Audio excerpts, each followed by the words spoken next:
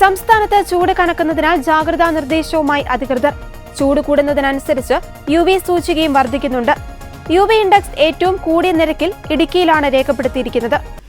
07 UV index ആണ് ഇടുക്കിയിൽ രേഖപ്പെടുത്തിയിരിക്കുന്നത്. ഇത് സംസ്ഥാനത്ത് ഏറ്റവും കൂടിയ UV സൂചികയാണ്.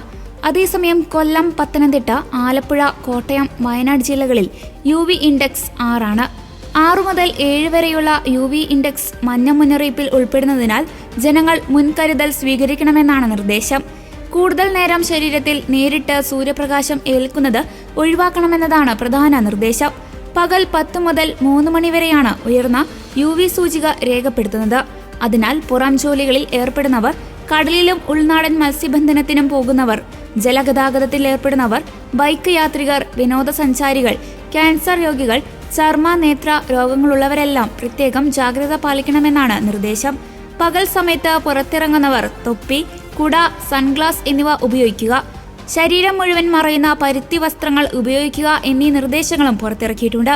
മലമ്പ്രദേശങ്ങളിലും ഉഷ്ണമേഖലാ പ്രദേശങ്ങളിലും UV സൂചിക ഉയർന്ന നിലയിലായിരിക്കും.